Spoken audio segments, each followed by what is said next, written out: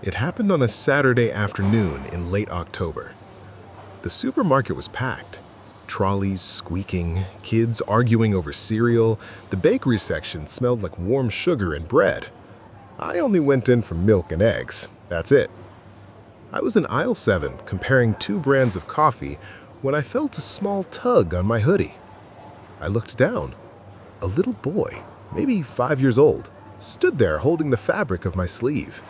He had straight black hair, big brown eyes, and a red puffer jacket zipped all the way up to his chin. He looked like he'd been crying.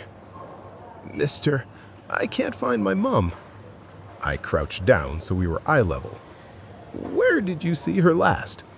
He sniffed. "By the yogurts." "That's okay," I said.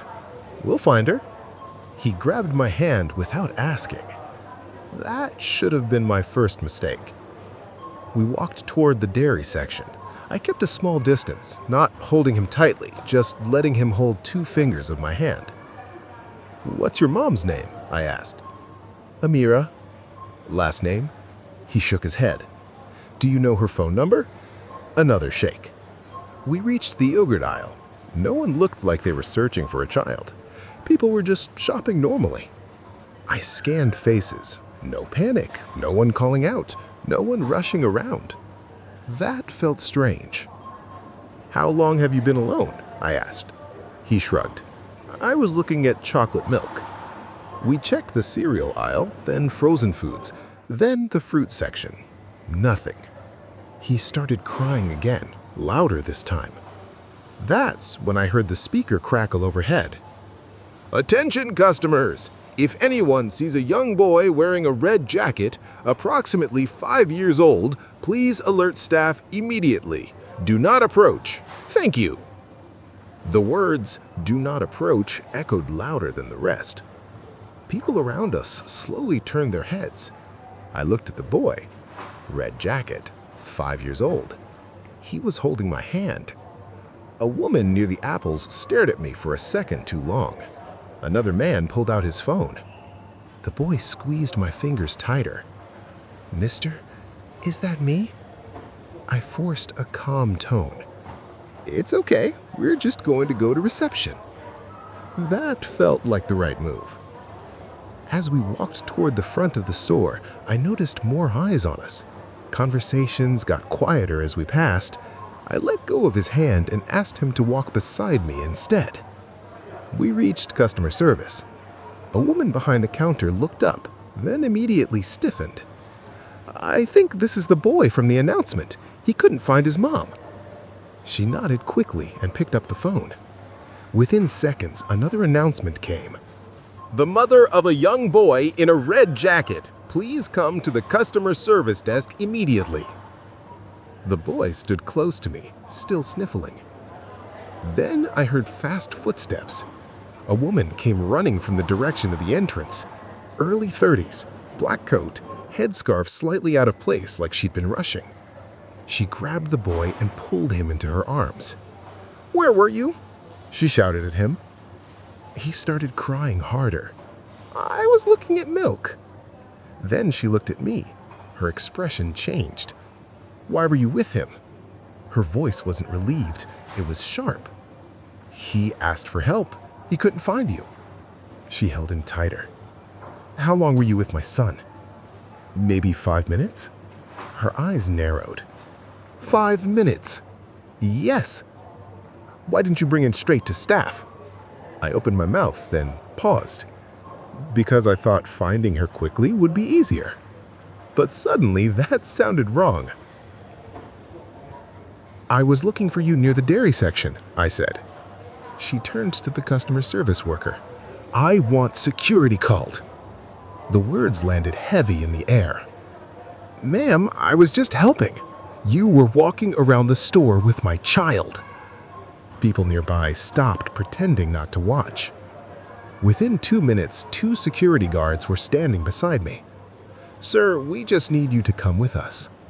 I looked at the boy. He wasn't even looking at me anymore. They took me to a small office near the back. It smelled like dust and printer ink. One guard stood near the door. The other asked for my ID. What were you doing with the child? He approached me, said he couldn't find his mom. We looked in the yogurt aisle, then I brought him to reception. Why didn't you go straight to staff? The question again.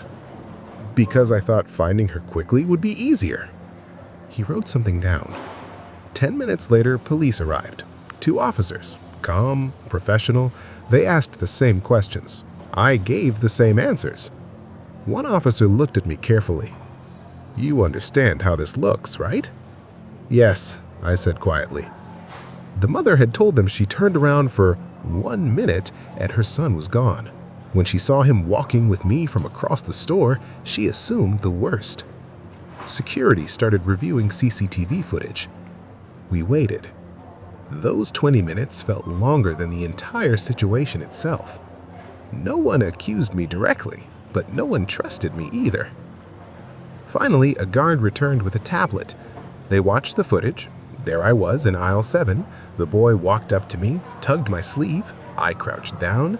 We talked. He grabbed my hand first. Another camera angle showed us in the yogurt aisle, me looking around, not pulling him, not rushing him. Another showed us heading straight toward customer service after the announcement. The room went quiet. One officer nodded slowly. "All right," he said. "That matches his statement." The tension in the room shifted. They stepped outside to speak with the mother. 5 minutes later, one officer came back. "You're free to go. Just understand, parents panic." I nodded. "I do." He paused. "For a future reference, if a child approaches you in a public place, take them directly to staff. Don't walk around with them." "I will." When I walked out of the office, the store felt different. People looked at me like they recognized me. Maybe they did, maybe they didn't. The mother was standing near the entrance holding her son's hand tightly. She avoided eye contact as I passed. She didn't expect her to. I left the milk and eggs behind. Outside, the air was cold and sharp. I sat in my car for a few minutes before starting the engine. I replayed everything. I had done what I thought was right, but I realized something important. Helping isn't enough. It has to look right, too. Now, if anything like that ever happens again, I won't move an inch from where I'm standing. I won't hold a hand. I won't search aisles. I'll call staff loudly. I'll make sure people around can hear me. I'll create witnesses. Because sometimes doing the right thing the wrong way can ruin your life. And all it takes is 5 minutes in a supermarket.